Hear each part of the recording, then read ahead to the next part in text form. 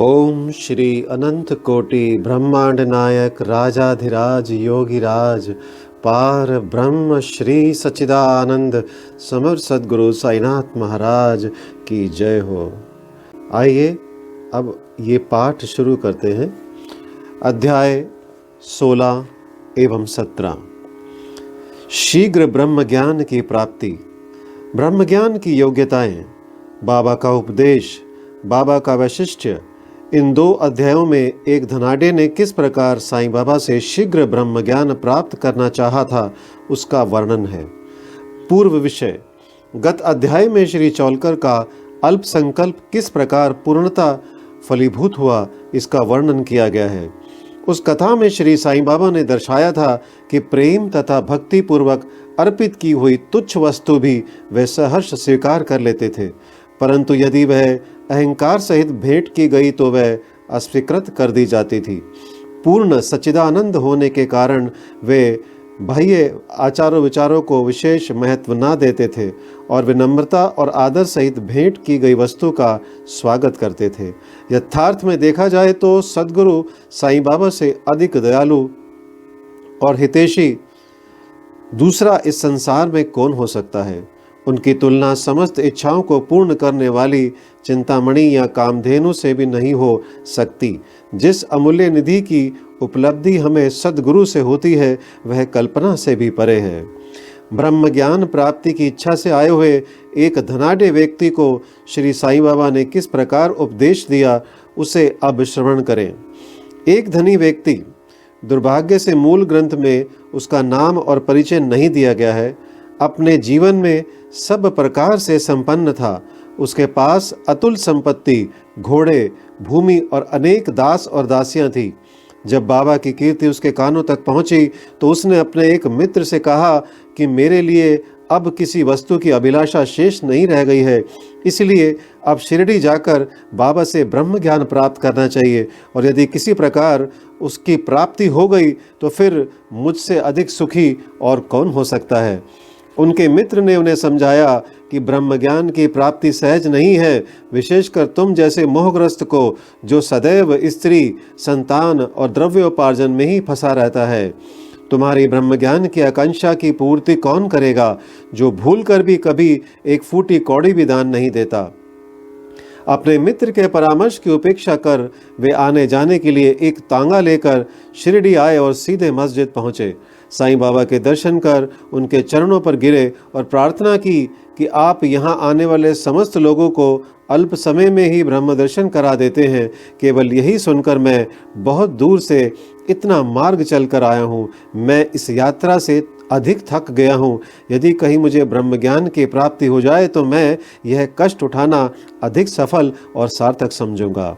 बाबा बोले, मेरे प्रिय मित्र, इतने अधीर ना हो। मैं तुम्हें शीघ्र ही ब्रह्म का दर्शन करा दूंगा। मेरे सभी व्यवहार तो नगद ही हैं और मैं उधार कभी नहीं करता। इसी कारण अनेक लोग धन, स्वास्थ्य, शक्ति, मान, पद, आरोग्य तथा अन्य पदार्थों की इच्छा पूर्ति के हेतु मेरे समीप आते हैं। ऐसा तो कोई बिरला ही आता है जो ब्रह्म ज्ञान का पिपासु हो। भौतिक पदार्थों की अभिलाषा से यहाँ आने वाले लोगों का कोई अभाव नहीं, परंतु आध्यात्मिक जिज्ञासुओं का आगमन बहुत ही दुर्लभ है। मैं सोचता हूँ कि यह क्षण मेरे लिए बहुत ही धन्य तथा शुभ है जब आप सरीखे महानुभव यहाँ पधार कर मुझे ब्रह्म ज्ञान देने के लिए जोर दे रहे हैं। मैं सहर्ष आपको ब्रह्म दर्शन करा दूंगा।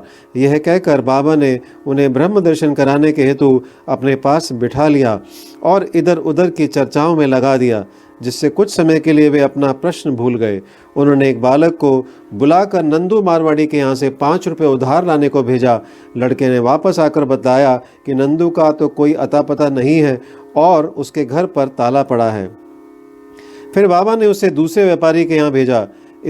इस बार भी लड़का रुपए लाने में असफल ही रहा। इस प्रयोग को 2-3 बार दोहराने पर भी उसका परिणाम पूर्ववत ही निकला। हमें ज्ञात ही है कि बाबा स्वयं सगुण ब्रह्म के अवतार थे। यहाँ प्रश्न हो सकता है कि इस 5 लाख, इस 5 रुपये सरीखी तुच्छ राशि की यथार्थ में उन्हें आवश्यकता ही क्या थी। उन्हें तो इसकी बिल्कुल आवश्यकता ना थी। वे तो पूर्ण रीति से जानते होंगे कि नंदू घर पर नहीं है। ये नाटक तो उन्होंने केवल अन्वेषक के परीक्षार्थ ही रचा था। ब्रह्म जिज्ञासु महाशय जी के पास नोटों की गड्डियां थी, और यदि वे सचमुच ही ब्रह्म ज्ञान के आकांक्षी होते तो इतने समय तक शांत ना बैठते। जब बाबा व्यग्रता पूर्वक 5 रुपये उधार लाने के लिए बालक को यहाँ वहाँ दौड़ा रहे थे, तो वह मूक दर्शक बने ही ना बैठे रहते। वे जानते थे कि बाबा अपने वचन पूर्ण कर ऋण अवश्य चुकाएंगे। यद्यपि बाबा द्वारा इच्छित धन राशि बहुत ही अल्प थी, फिर भी वह स्वयं संकल्प करने में असमर्थ ही रहा और 5 रुपया उधार देने तक का साहस ना कर सका। पाठक थोड़ा विचार करे कि ऐसा व्यक्ति बाबा से ब्रह्म ज्ञान, जो विश्व की अति श्रेष्ठ वस्तु है, उसकी प्राप्ति के लिए आया है। यदि बाबा से सचमुच प्रेम करने वाला अन्य कोई व्यक्ति होता तो वह केवल मूक दर्शक ना बनकर तुरंत ही 5 रुपये दे देता, परंतु इन महाशय की दशा तो बिल्कुल ही विपरीत थी। उन्होंने ना रुपए दिए और ना शांत ही बैठे, वरन वापस जल्द लौटने की तैयारी करने लगे और अधीर होकर बाबा से बोले कि अरे बाबा, कृपया मुझे शीघ्र ब्रह्म ज्ञान दो। बाबा ने उत्तर दिया कि मेरे प्यारे मित्र, क्या इस नाटक से तुम्हारी समझ में कुछ नहीं आया? मैं तुम्हें ब्रह्म दर्शन कराने का ही तो प्रयत्न कर रहा था। संक्षेप में तात्पर्य यह है कि ब्रह्म का दर्शन करने के लिए 5 वस्तुओं का त्याग करना पड़ता है, जिसमें पहला है 5 प्राण, दूसरा 5 इंद्रियां, तीसरा मन, चौथा बुद्धि तथा 5वां अहंकार। यह हुआ ब्रह्म ज्ञान। आत्मानुभूति का मार्ग भी उसी प्रकार है जिस प्रकार तलवार की धार पर चलना। श्री साईं बाबा ने फिर इस विषय पर विस्तृत वक्तव्य दिया, जिसका सारांश यह है। ब्रह्म ज्ञान या आत्मानुभूति की योग्यताएं सामान्य मनुष्यों को प्राय अपने जीवन काल में ब्रह्म के दर्शन नहीं होते। उसकी प्राप्ति के लिए कुछ योग्यताओं का होना भी नितांत आवश्यक है। मुमुक्षुत्व, मुक्ति की तीव्र उत्कंठा। जो सोचता है कि मैं बंधन में हूँ और इस बंधन से मुक्त होना चाहे तो इस ध्येय की प्राप्ति के लिए उत्सुकता और दृढ़ संकल्प से प्रयत्न करता रहे तथा प्रत्येक परिस्थिति का सामना करने को तैयार रहे, वही इस आध्यात्मिक मार्ग पर चलने योग्य है। दूसरा, विरक्ति। लोक परलोक के समस्त पदार्थों से उदासीनता का भाव, ऐहिक वस्तुएं, लाभ और प्रतिष्ठा जो कि कर्मजन्य है, जब तक इनसे उदासीनता उत्पन्न होना होगी तब तक उसे आध्यात्मिक जगत में प्रवेश करने का अधिकार नहीं। आइए तीसरा पढ़ते हैं, अंतर्मुखता। ईश्वर ने हमारी इंद्रियों की रचना ऐसी की है कि उनकी स्वाभाविक वृत्ति सदैव बाहर की ओर आकृष्ट करती है। हमें सदैव बाहर का ही ध्यान रहता है, ना कि अंतर का। जो आत्मदर्शन और दैविक जीवन के इच्छुक हैं, उन्हें अपनी दृष्टि अंतर्मुखी बनाकर अपने आप में ही लीन होना चाहिए। चौथा, पाप शुद्धि। जब तक मनुष्य दुष्टता त्याग कर दुष्कर्म करना नहीं छोड़ता, तब तक ही ना तो उसे पूर्ण शांति ही मिलती है और ना मन ही स्थिर होता है। वह मात्र बुद्धि बल द्वारा ज्ञान लाभ कदापि नहीं कर सकता। पांचवा, उचित आचरण। जब तक मनुष्य सत्यवादी, त्यागी और अंतर्मुखी बनकर ब्रह्मचार्य व्रत का पालन करते हुए जीवन व्यतीत नहीं करता, तब तक उसे आत्मोपलब्धि संभव नहीं। छठा, सारवस्तु ग्रहण करना। 2 प्रकार की वस्तुएं हैं, नित्य और अनित्य। पहली आध्यात्मिक विषयों से संबंधित है तथा दूसरी सांसारिक विषयों से। मनुष्य को इन दोनों का सामना करना पड़ता है। उसे विवेक द्वारा किसी एक का चुनाव करना पड़ता है। विद्वान पुरुष अनित्य से नित्य को श्रेष्ठकर मानते हैं, परंतु जो मूढ़मती हैं वे आसक्तियों के वशीभूत होकर अनित्य को ही श्रेष्ठ जानकर उस पर आचरण करते हैं। सातवां, मन और इंद्रियों का निग्रह। शरीर एक रथ है, आत्मा उसका स्वामी तथा बुद्धि सारथी है। मन लगाम है और इंद्रियां उसके घोड़े।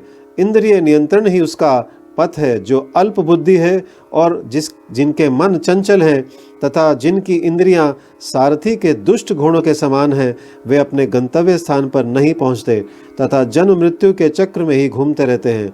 परंतु जो विवेकशील हैं, जिन्होंने अपने मन पर नियंत्रण कर लिया है तथा जिनकी इंद्रियां सारथी के उत्तम गुणों के समान नियंत्रण में हैं, वे ही गंतव्य स्थान पर पहुंच पाते हैं, अर्थात उन्हें परम पद की प्राप्ति हो जाती है और उनका पुनर्जन्म नहीं होता।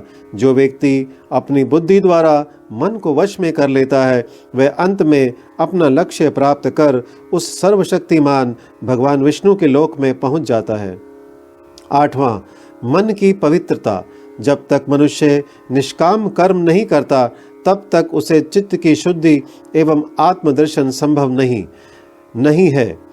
विशुद्ध मन में ही विवेक और वैराग्य उत्पन्न होते हैं, जिसमें आत्मदर्शन के पथ में प्रगति हो जाती है।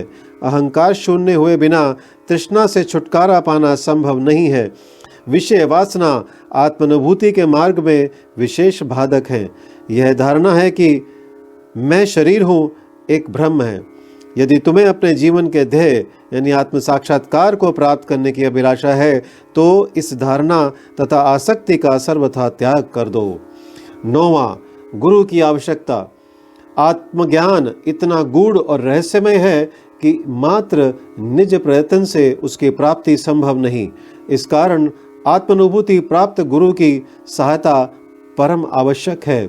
अत्यंत कठिन परिश्रम और कष्टों के उपरांत भी दूसरे क्या दे सकते हैं, जो ऐसे गुरु की कृपा से सहज ही प्राप्त हो सकता है, जिसने स्वयं उस मार्ग का अनुसरण कर अनुभव कर लिया हो।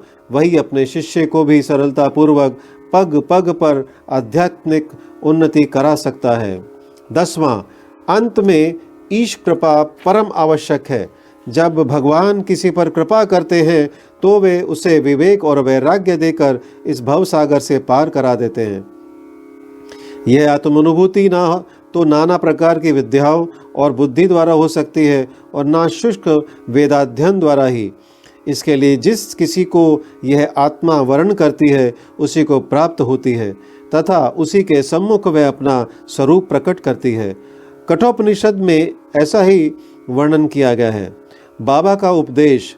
जब यह उपदेश समाप्त हो गया, तो बाबा उन महाशय से बोले कि अच्छा महाशय, आपकी जेब में 5 रुपये के 50 गुना रुपयों के रूप में ब्रह्म है, उसे कृपया बाहर निकालिए। उसने नोटों की गड्डी बाहर निकाली और गिनने पर सबको अत्यंत आश्चर्य हुआ कि वे 10-10 के 25 नोट थे। बाबा की ये सर्वज्ञता देखकर वे महाशय द्रवित हो गए और बाबा के चरणों पर गिरकर आशीर्वाद की प्रार्थना करने लगे। तब बाबा बोले कि अपना ब्रह्म का यानी नोटों का ये बंडल लपेट लो। जब तक तुम्हारा लोभ और ईर्ष्या से पूर्ण छुटकारा नहीं हो जाता, तब तक तुम ब्रह्म के सत्य स्वरूप को नहीं जान सकते। जिसका मन धन, संतान और ऐश्वर्य में लगा है, वह इन सब आसक्तियों को त्यागे बिना कैसे ब्रह्म को जानने की आशा कर सकता है।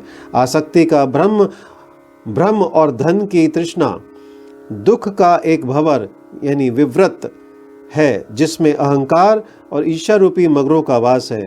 जो इच्छा रहित होगा, केवल वही यह भवसागर पार कर सकता है। तृष्णा और ब्रह्म के पारस्परिक संबंध इसी प्रकार हैं, अंत वे परस्पर कट्टर शत्रु हैं। तुलसीदास जी कहते हैं, जहाँ राम तहाँ काम नहीं, जहाँ काम नहीं राम, तुलसी कबहू होत नहीं, रवि रजनी इकठाम। जहाँ लोभ है, वहाँ ब्रह्म के चिंतन या ध्यान की गुंजाइश ही नहीं है। फिर लोभी पुरुष को विरक्ति और मोक्ष की प्राप्ति कैसे हो सकती है। लालची पुरुष को ना तो शांति है और ना संतोष ही, और ना वह दृढ़ निश्चय ही होता है। यदि कण मात्र भी लोभ मन में शेष रह जाए, तो समझना चाहिए कि सब साधनाएं व्यर्थ हो गई। एक उत्तम साधक यदि फल की इच्छा या अपने कर्तव्यों का प्रतिफल पाने की भावना से मुक्त नहीं है, और यदि उनके प्रति उसमें अरुचि उत्पन्न हो, तो सब कुछ व्यर्थ ही हुआ। वह आत्मानुभूति प्राप्त करने में सफल नहीं हो सकता। जो अहंकारी तथा सदैव विषय चिंतन में रत है, उन पर गुरु के उपदेशों तथा शिक्षा का कोई प्रभाव नहीं पड़ता। अतः मन की पवित्रता अत्यंत आवश्यक है, क्योंकि उसके बिना आध्यात्मिक साधनाओं का कोई महत्व नहीं तथा वह निरादम्भ ही है। इसलिए श्रेष्ठकर यही है कि जिसे जो मार्ग बुद्धिगम्य हो, वह उसे ही अपनाए। मेरा खजाना पूर्ण है और मैं प्रत्येक की इच्छा अनुसार उसकी पूर्ति कर सकता हूँ, परंतु मुझे पात्र की योग्यता अयोग्यता का भी ध्यान रखना पड़ता है। जो कुछ मैं कह रहा हूँ, यदि तुम उसे एकाग्र होकर सुनोगे तो तुम्हें निश्चय ही लाभ होगा। इस मस्जिद में बैठकर मैं कभी असत्य भाषण नहीं करता। जब घर में किसी अतिथि को निमंत्रण दिया जाता है तो उसके साथ परिवार, अन्य मित्र और संबंधी आदि भी भोजन करने के लिए आमंत्रित किए जाते हैं। बाबा द्वारा धनी महाशय को दिए गए इस ज्ञान भोज में मस्जिद में उपस्थित सभी जन सम्मिलित थे। बाबा का आशीर्वाद प्राप्त कर सभी लोग उस धनी महाशय के साथ हर्ष और संतोष पूर्वक अपने अपने घरों को लौट गए। बाबा का वैशिष्ट्य, ऐसे संत अनेक हैं जो घर त्याग कर जंगल की गुफाओं या झोपड़ियों में एकांतवास करते हुए अपनी मुक्ति या मोक्ष प्राप्ति का प्रयत्न करते रहते हैं। वे दूसरों की किंचित मात्र भी अपेक्षा ना कर सदा ध्यानस्थ रहते हैं।